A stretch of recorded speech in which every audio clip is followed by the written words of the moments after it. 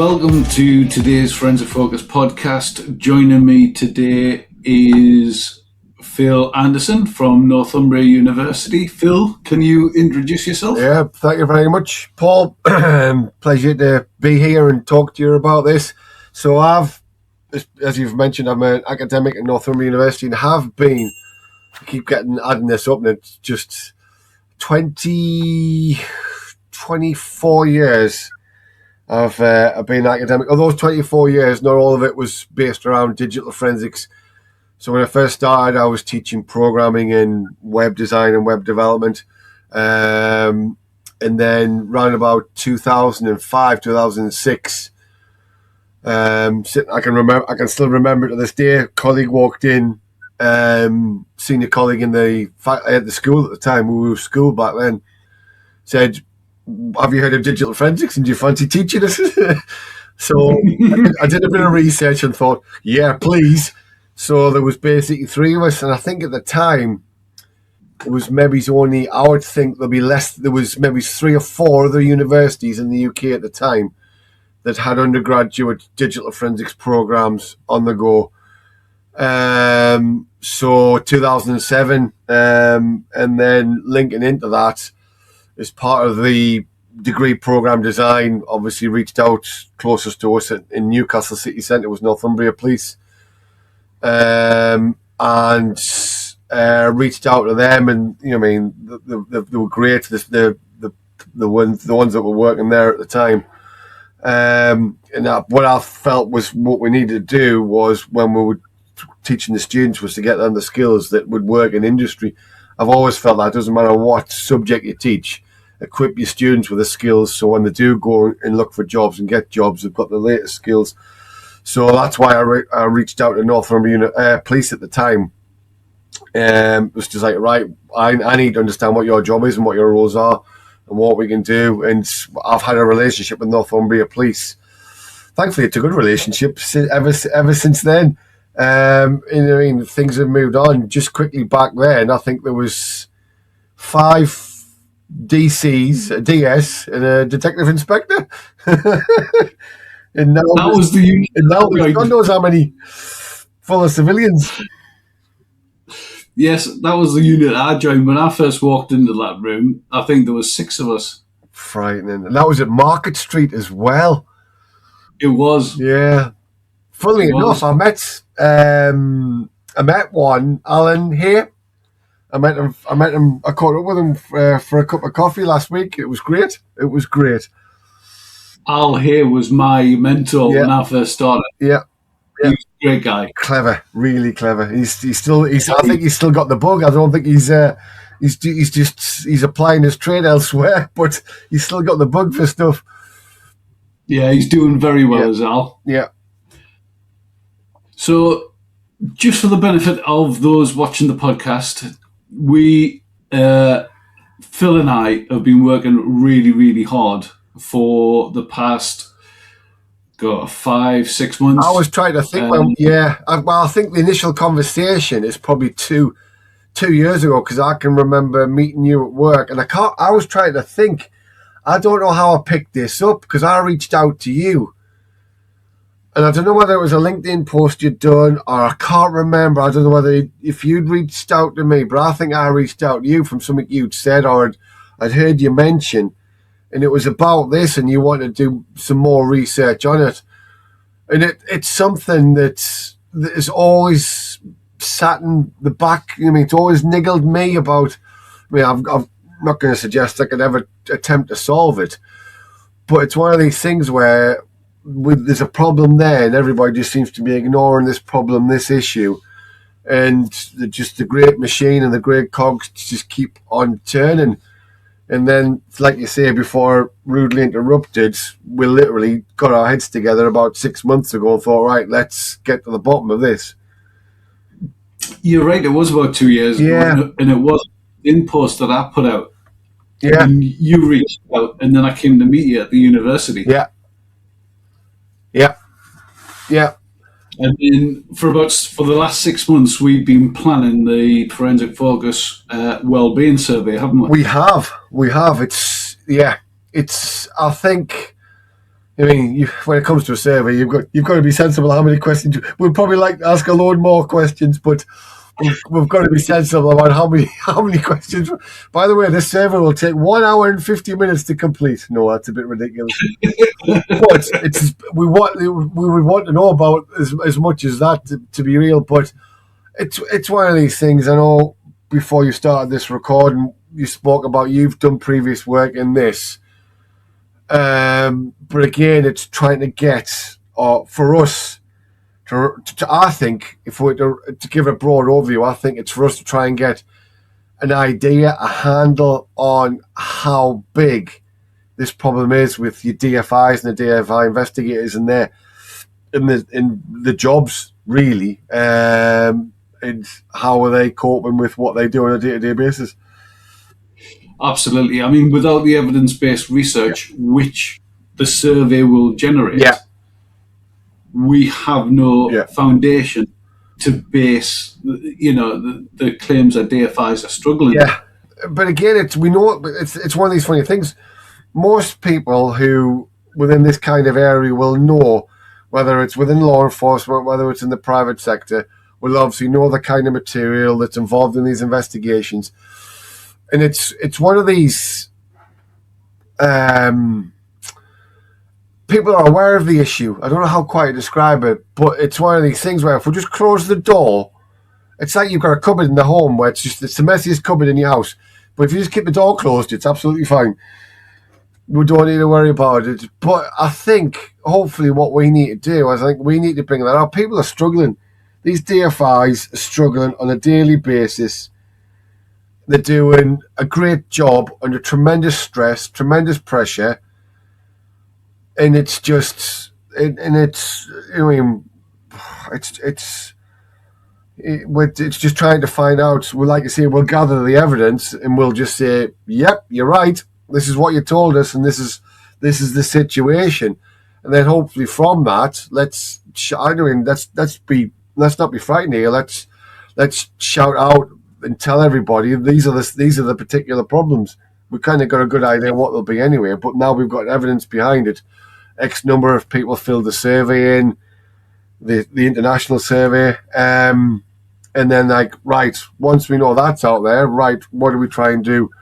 I know, but it's not going to get fixed overnight. It's not, but potentially there could be little things that we could suggest, we could recommend, which is where the academic research will come in and this, that, and other. It's one of these things that it's almost like I've got an itch and it's time to scratch it now, because then why not us? Let's us do it.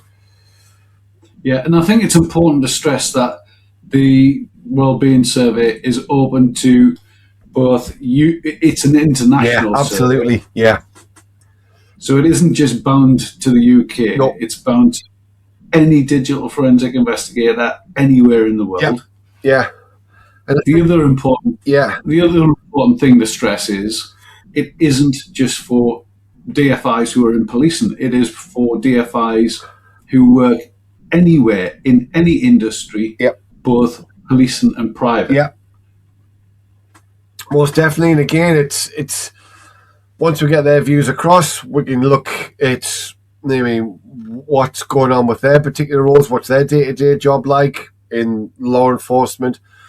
Obviously, your background, you've got a pretty good idea on that. I've got a reasonably good idea. But again, is there comparisons? Is there similarities? Is there significant differences? But from us as well, we talk about the public sector. What often falls with public sector is lack of funding. Is that an issue that we're going to see in the private sector, or we don't know what there may be different challenges and there may be different pulls and pushes. But fundamentally, if there are any similarities across the whole sector, really, you're right. It's not a particular public or private. We want to hear from you. Yeah, we absolutely do. Yeah. If you are a DFI out there in public or private sector, whether you're in the UK or whether you work internationally, please fill in the survey. Please. Yeah, this is your chance to have your voice heard. Yep. Yeah. Phil and I, as I've said, Phil and I have worked diligently for the past 6 months. We have put a lot of work into arranging this. We have gained ethics via Northumbria University. Yeah. So Northumbria University are actually also supporting this. Yeah. There are a number of other academics who are sitting in the background who are also supporting this study. So it's well supported. It's a very serious piece of research which will come from this. Yeah.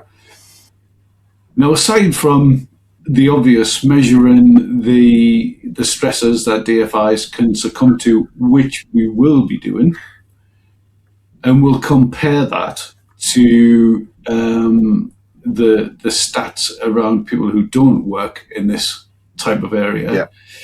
See if there's elevations in DFIs responses.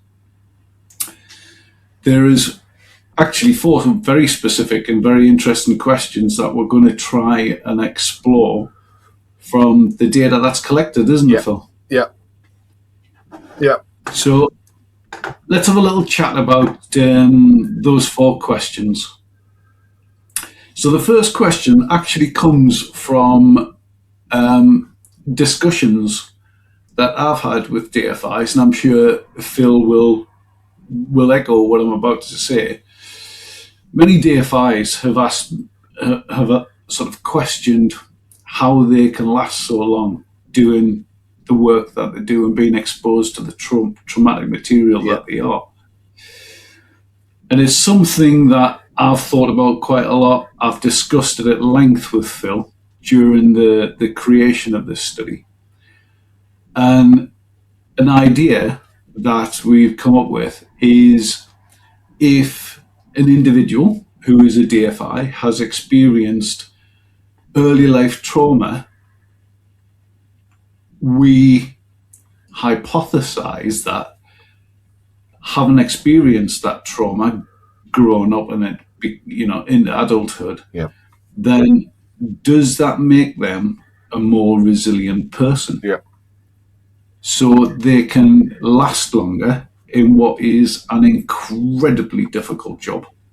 And the lasting longer is not necessarily a good thing either. No, it isn't. No, it isn't.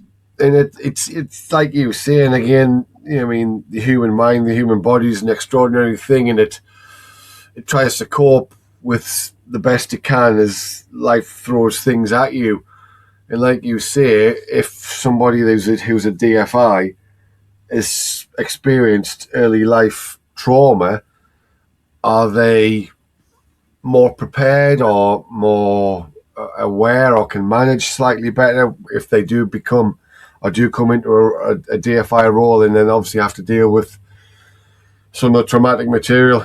We would talk about traumatic material, and the obvious one is obviously the child sexual abuse material, the CSAM stuff as well.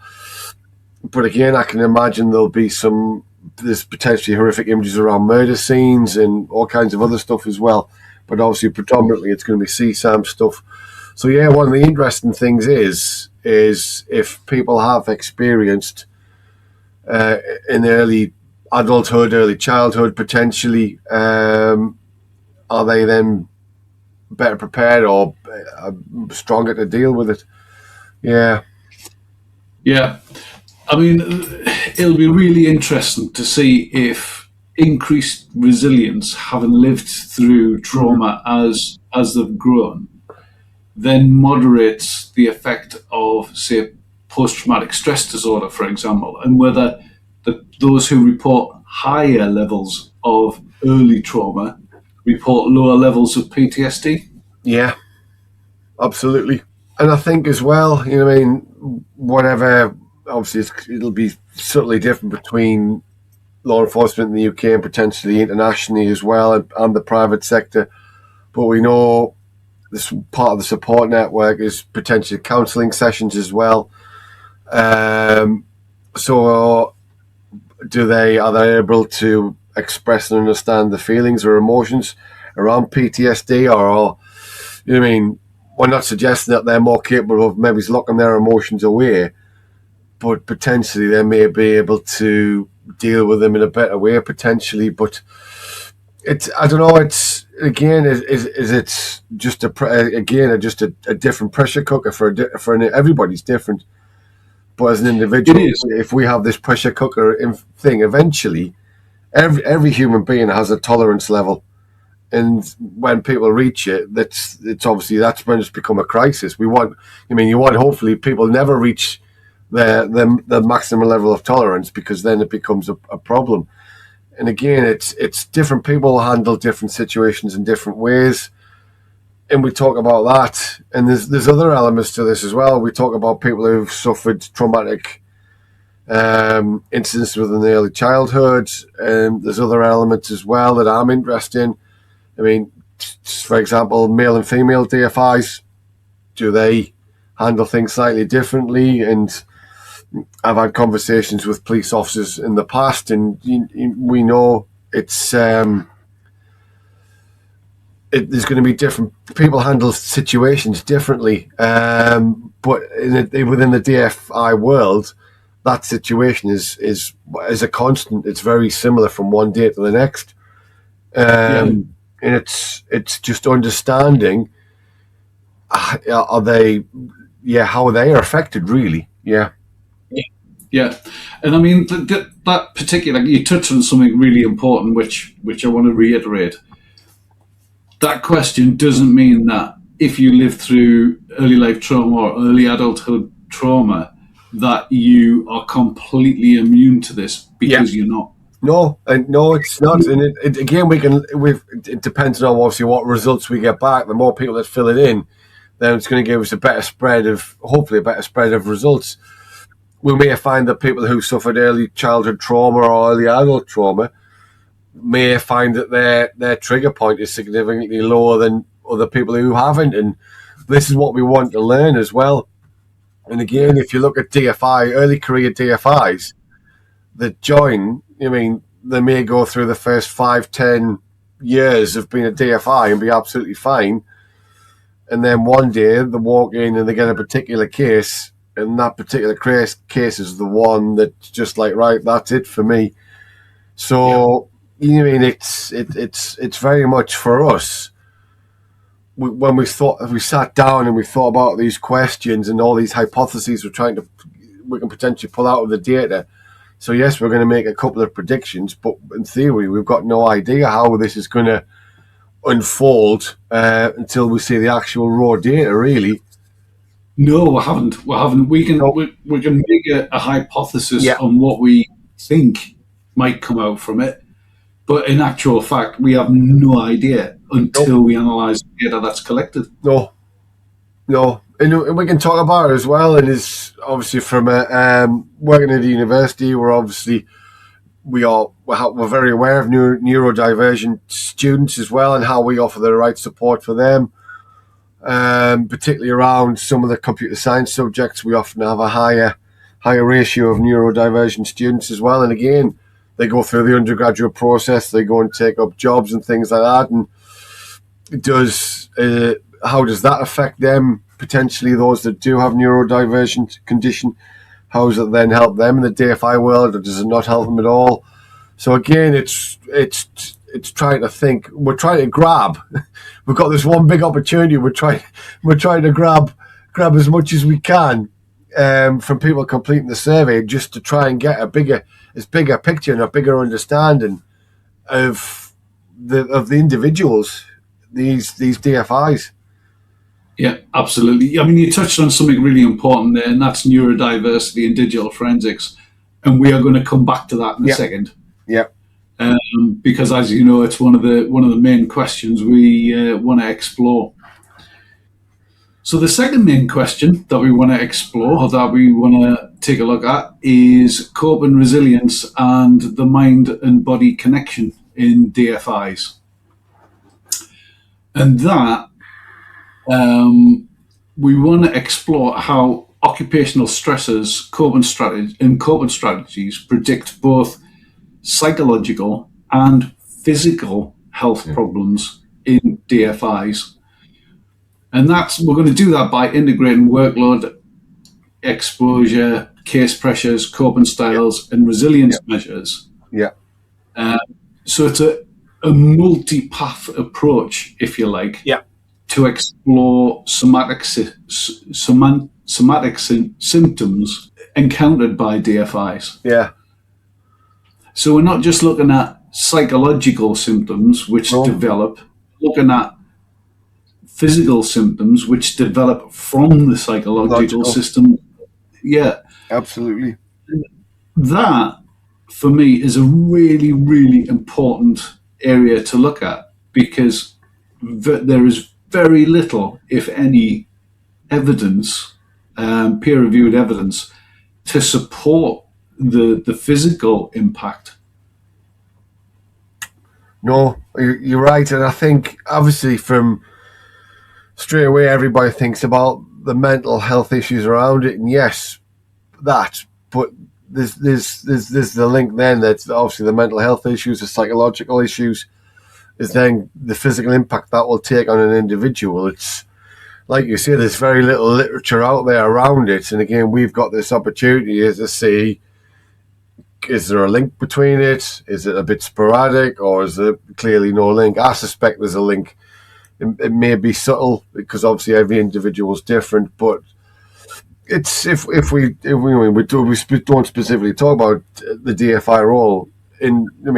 Most people in their workplace, they will have stress factors, whether it's time pressures, whether it's financial pressures, workload pressures, whatever it is, they will have stresses, and they will manifest quite quickly into psychological issues. And then if it's a long-term stress factor, greater impact on the psychological issues. And then I'm no medical expert, but then I would think then you're talking physical ailment, issues that you'll end up having to deal with.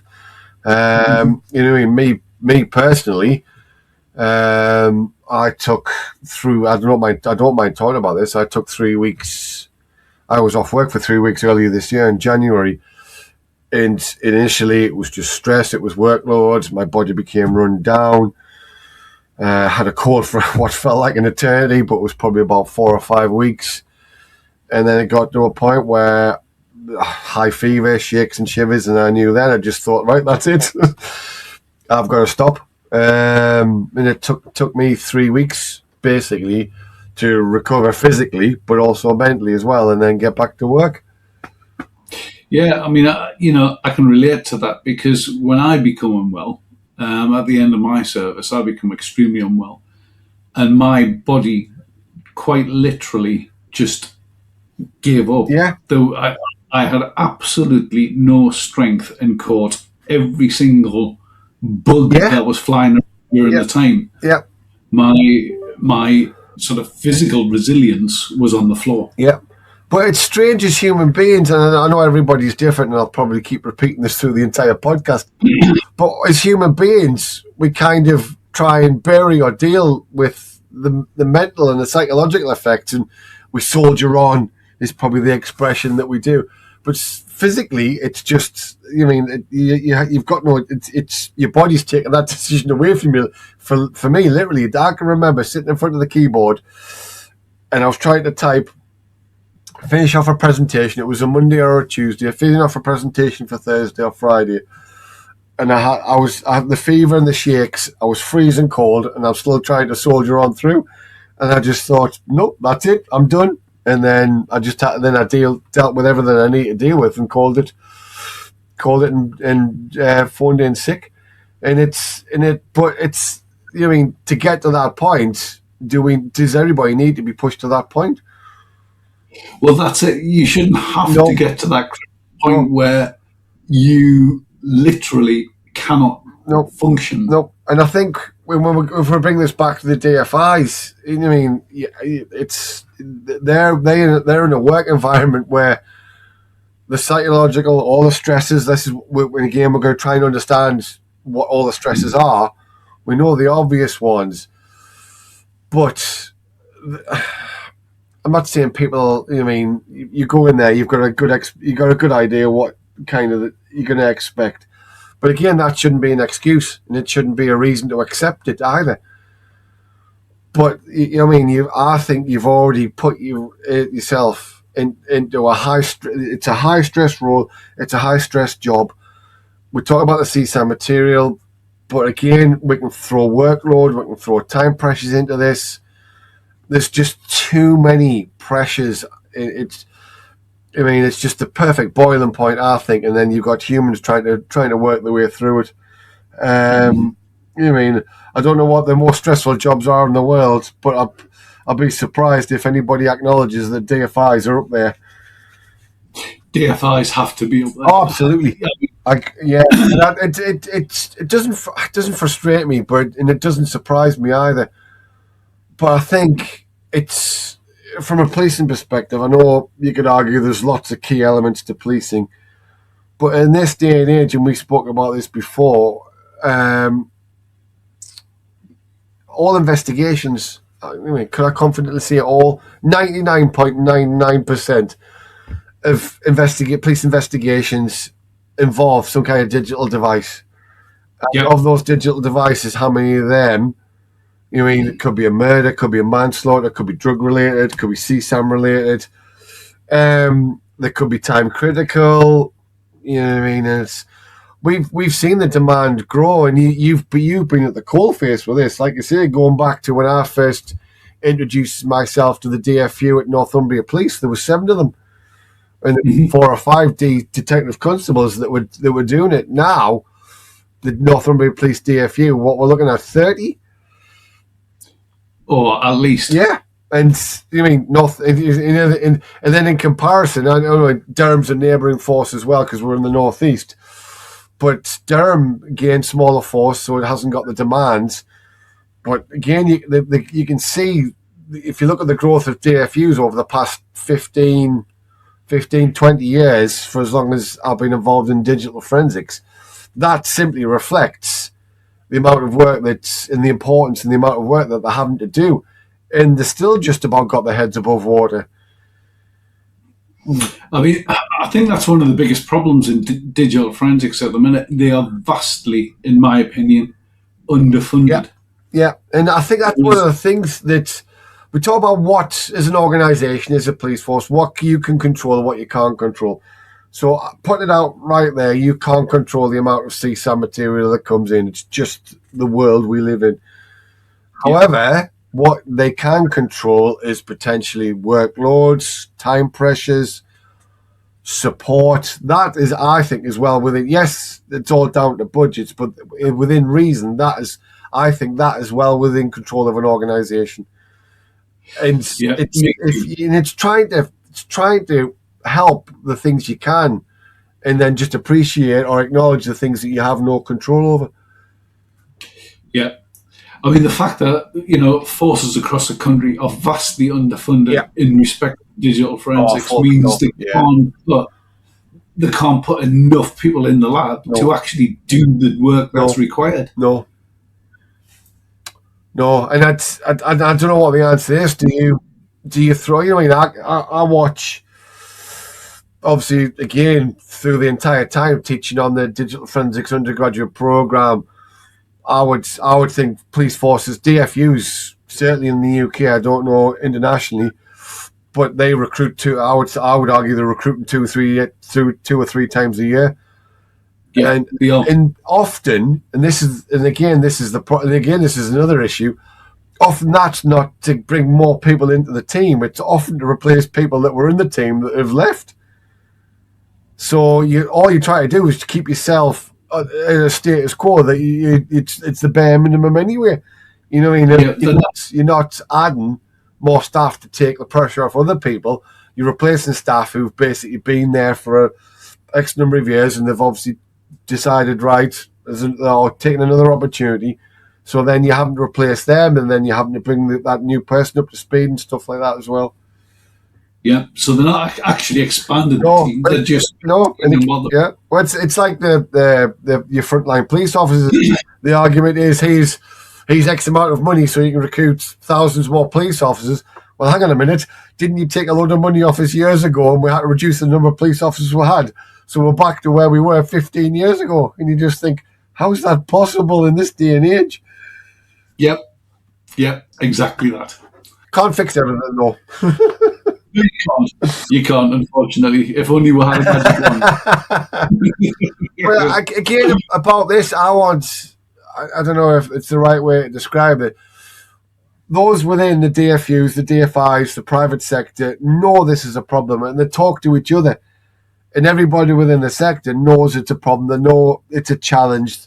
They know it's, and I don't want to say it goes with the job because that's not the right attitude to take, but there's an expectation that this is the work environment you're in. But I think people outside of that, I mean, I've been watching and following posts on LinkedIn about colleagues that have been given evidence to some committees in the Houses of Parliament around the state of forensic science, and I think this is a crisis. In this crisis, it's not being swept under the carpet, but I think it's a crisis that most people just accept as a crisis, and we'll do the best we can to manage it. And and that's just within their own DFUs, within their own police forces, and like you say, I mean, funding would fix a bit of it. But I would like the survey and our results to then turn around and just show people outside of the DFU and the DFIs how a significant problem that this is. And it's just been one of those things that's just been bubbling along for years. Yeah, and that's what we're aiming to do with the study this year, isn't it? Yeah. Yeah. And again, it's the evidence. We want this evidence. I mean, yes, we've got a rough idea, but we can't write a paper on our rough ideas. I don't think it would get very far. No, it wouldn't. It wouldn't. And like you say, it's the evidence based. We want to hear from DFIs, from police forces around the world, from private sector companies from around the world, to get an understanding of what goes on in your role and with them as individuals.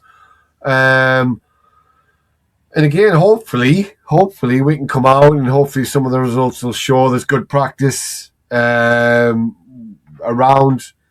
Potentially we can then shine a light on that, and then ultimately we can't. It's the old adage, isn't it? You can drag a horse to water, but you can't make it drink. So, yeah. But if we can shout about good practices that are out there, then I think that's half the battle. Hopefully some people have thought, oh, well, we'll maybe give that a go and things like that. I know people within the DFU and the DFI are very passionate about the job, and and I can see the reward, and I can see the reasons behind that, and it's just I think publicly acknowledging them that this crisis does exist. Exactly. Yeah. Exactly. Yeah. And that's what it needs. It needs to be publicly acknowledged that the DFU or the digital service, is at crisis level. Yeah. Yeah. Actually, what you just said brings us on lovely to the third question. I would like to say I did it on purpose, but I didn't. But it does. It brings on lovely to the third question that we want to explore, and that is organisational and individual protective factors against trauma in digital forensics.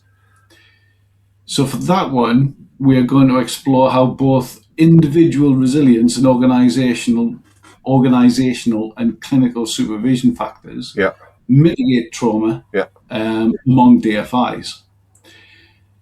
We would love to explore whether frequent high-quality supervision and higher resilience levels buffer the association between occupational exposure and PTSD symptoms. Yeah. And the results from that will provide an evidence base for structured supervision frameworks to be introduced in an effort to increase the resilience by lowering the stress that DFIs quite often hold inside.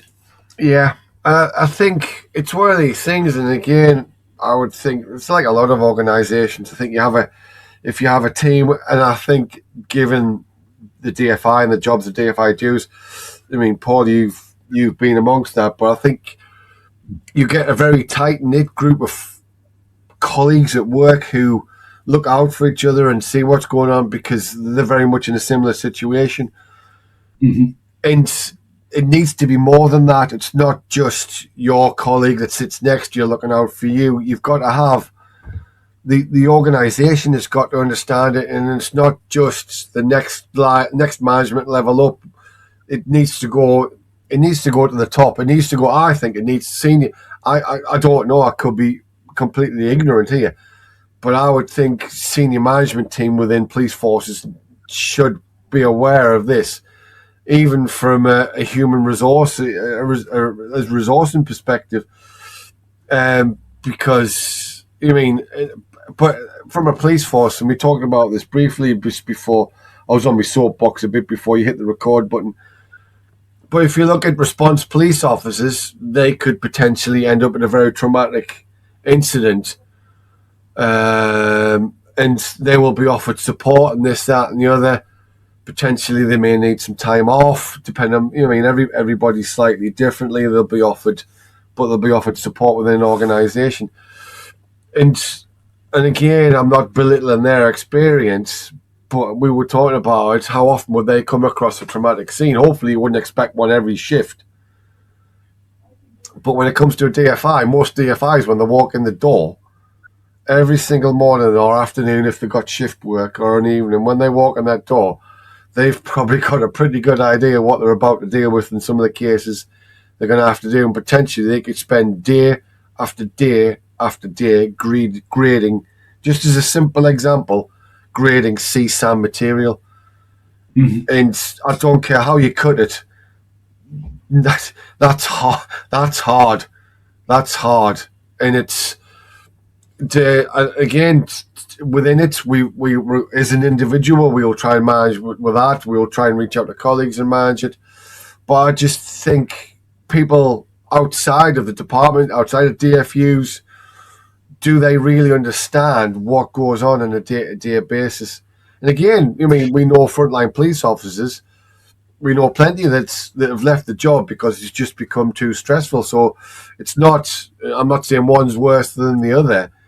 But all I'm arguing is my feeling and my opinion is that certainly with DFIs, your digital forensics investigators, because of the nature of the job, their day in and day out work it's the CSAM material, and you cannot. That is a serious psychological stressor.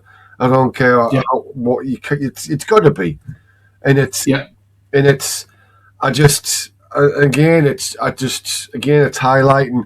Yes, we know digital devices are key to most police investigations these days, but the DFIs are the ones that go through and do all the hard work, do the grading, for example, pull the data together, give it to the officer in charge.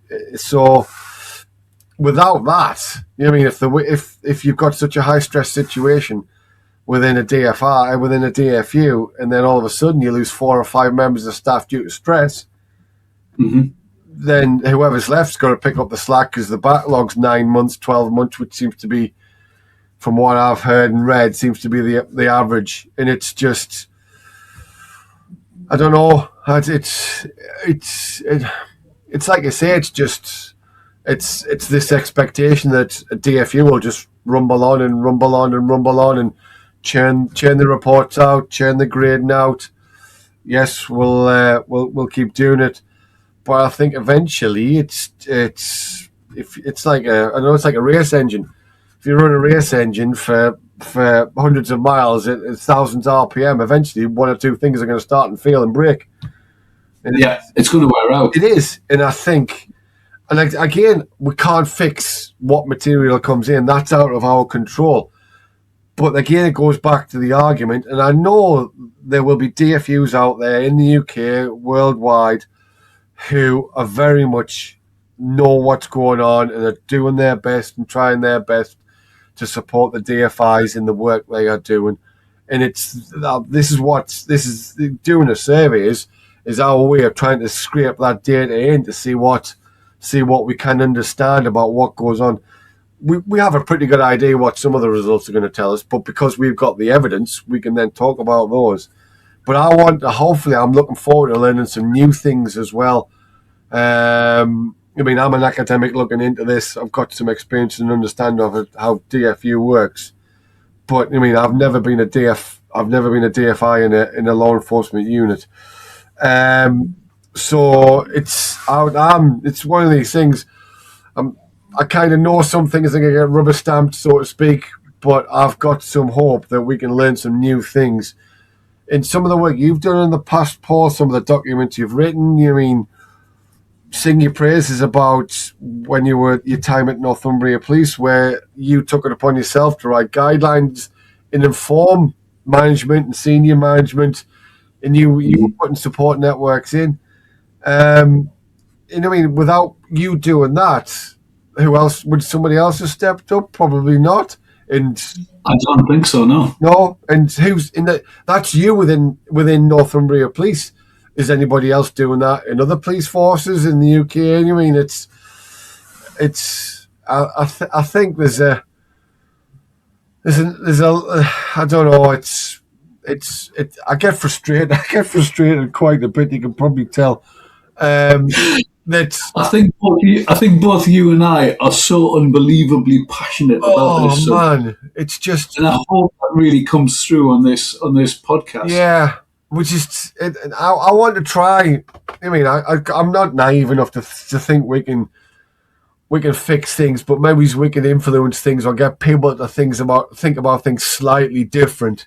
I mean, this is too big a nut for two individuals to crack, so to speak. But if we can get other people talking about this outside of DFUs, within organisations, and just to understand the work that DFIs do and what that entails and what the consequences potentially long term are for that, and to try and put something different in place, or even just to acknowledge it. Simply acknowledge it. It's interesting you say that, because I don't know if you saw it or you're aware, but last week Professor Sarah Morris addressed the Lord's Select Committee on Digital Forensics. Yes. And one of the things that she talked very openly and very frankly about was mental health effects of working as a DFI. Yeah.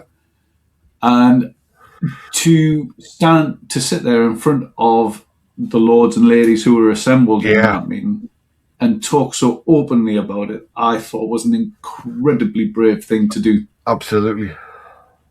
So it is starting to reach the powers that be who can actually influence change. Yeah.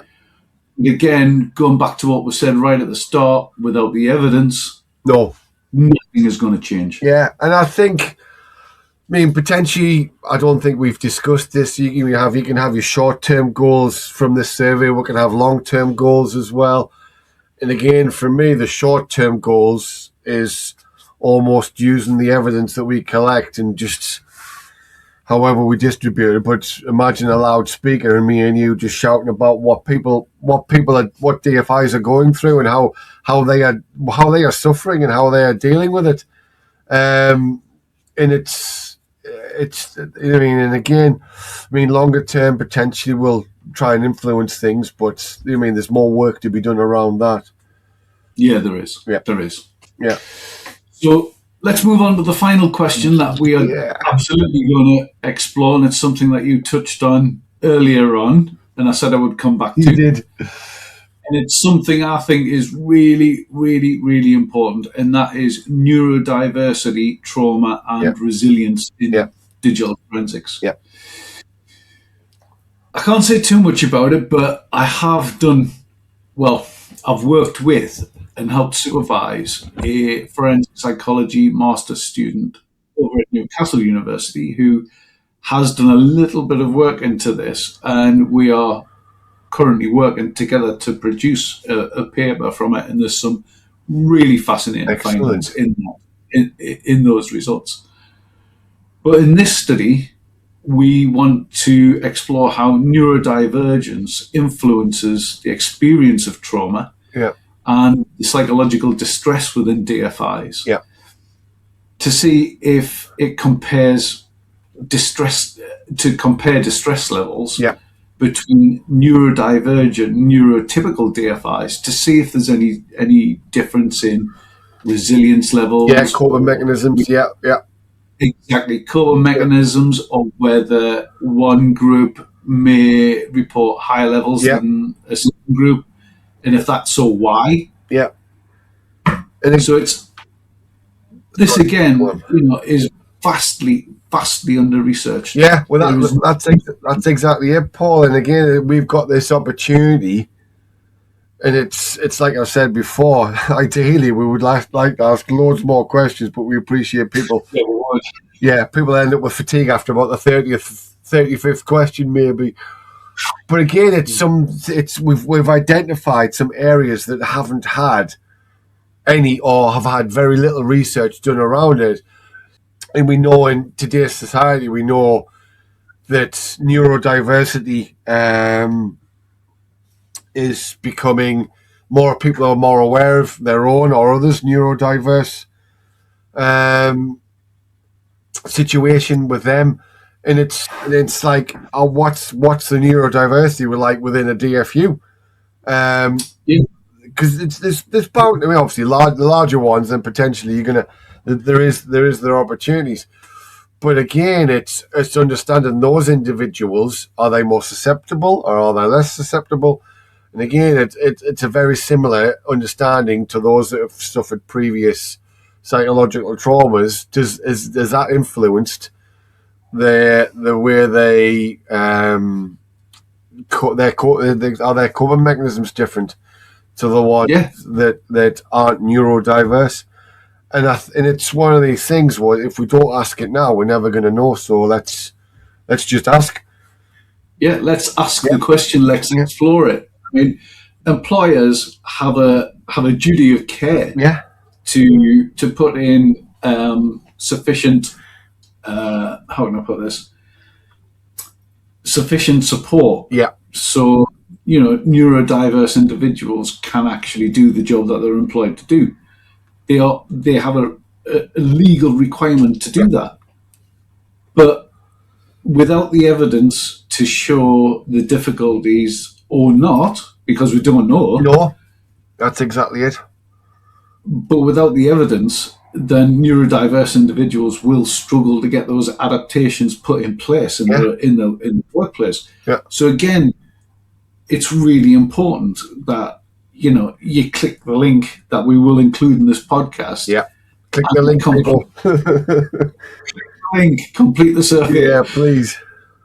Because, again, we've said it repeatedly, without the evidence, without that foundation which shows the difficulties, empirically supported, then we cannot change things. No. Things will never change. They'll just stay the same. And I think, and again, it's a very, I appreciate it's a very niche area, but I have no idea how many neurodiverse people work in the digital forensics, whether it's law enforcement, whether it's the public sector in different organizations, whether it's the private sector either. So again, I think when we get the results back from this, I think that's going to be one of the surprises I'm looking forward to, because then if there may be only a small amount, so potentially that's the result in itself. But if we find there's a significant response and those I've got a diagnosis or potential strong self-diagnosis of a neurodiverse condition, how have they been dealing with it? What are they doing? What's their coping mechanisms for this? Because I suspect it's potentially different for somebody else. I mean, as an academic, I work in a university. We obviously have assessments, and we need to take on board people with different and various neurodiverse conditions because we want to offer them the best support. I mean, this potentially is. I have no idea where this is going to go, and it's something that I'm looking forward to finding out, because, like you say, I haven't been, when we started creating these questions, and you do your reading around and you do your Google Scholar searches and things like that, and I couldn't find anybody who's touched anything around neurodiversity in DFUs and DFIs. It hasn't been done. No, it hasn't been done. No, And I think in this day and age, let's see if we can get to the bottom of it and figure out what's what. Yeah, exactly. Before we go, have you got any final words for the folks watching the podcast? Click the link. Please complete the survey. Please share it amongst your colleagues and other people you know that work as DFIs, or whether it be the public or the private sector. And I'm hoping that what we find out will hopefully start a conversation and start a serious conversation that needs to be had. And it's about, okay, we're not going to fix things overnight, but it's just, we'll be writing academic papers, we'll be going to conferences to present. We're obviously going to take as many opportunities as we can. And like you mentioned, Professor Sarah Morris, she's obviously presenting at a committee. The data we collect is going to be our evidence to then start banging the drums and shout as loud as we can about the various issues that are going on. And no doubt have been going on for years. Let's not be naive here. This is not a 2024, 25, 26 issue. This has been going on for years, and I'll go back to what I've been saying. The DFIs come in, do what they can do, and then that's if we can get a great response, I'm as you can probably tell, I'm excited about doing this. I'd like to say, Phil, thanks for joining. I'd like to reiterate what Phil said. Please take the time, click the link, fill in the survey. The more responses we get, the more work Phil and I are going to have to do at the back end. I honestly don't mind that. No, I don't either. This can keep me out of mischief for a couple of years. But please click the link. Take the time to fill in the survey. We estimate it'll probably take about 20 minutes-ish. Yeah, absolutely. To complete it. Please complete it and give us the evidence that we need to increase our voice. Yeah, absolutely. Thanks very much, everybody. Thanks, Phil. Thank you.